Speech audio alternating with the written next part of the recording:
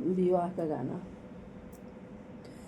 बाबा पीछवा सो पड़िया का पेड़वा हो, नौआ तोरा लाना चित हो। बाबा पीछवा सो परिया का पेड़वा हो, नौआ तोरा लाना चित हो। घर में से निकलनी बुआ हो कावन देई, घर में से निकलनी बुआ हो कावन देई। भैनी रे बढ़िया के ठाढ़े हो, भैनी रे बढ़िया के ठाढ़े हो। के करने वतवा लेके अइला नाउआ हो, के कर परल बियाह हो। तोहर ने वतवा लेके अइली बेटी हो, तोहरे भतीजवा का बियाह हो।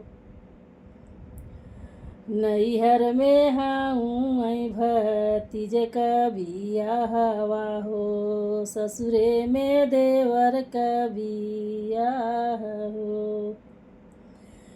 आपन नेवतवा लेके जाया नाउआ हो, घरवा देवर का बियाह हो। सासू मोरी पहिरैनी चटकी चुनारिया हो, ननदा मोरी गरवा में हार हो। सासू मोरी पहिरैनी चटकी चुनारिया हो, ननदा मोरी गरवा में हार हो। हम बहुरहिया डे बढ़िया के ठाढ़ी हो, नैहर से केहू नहीं आयल हो। दुअरे से आवन राजा कावन राम, अपने धनिया के लगन समूझाव हो। आवल नेवतवा धन दिहलू लौटाई हो, अब के करजो हैलू बाट हो।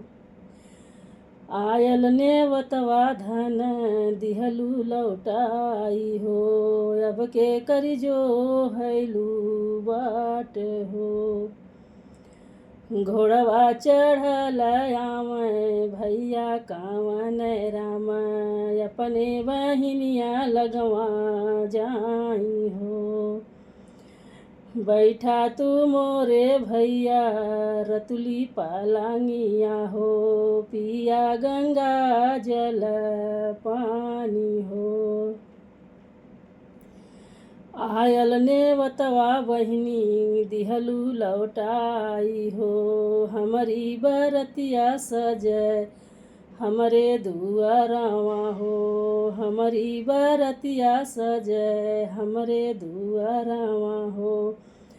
हम अइली तो हरे दुआर हो, हम अइली तो हरे दुआर हो।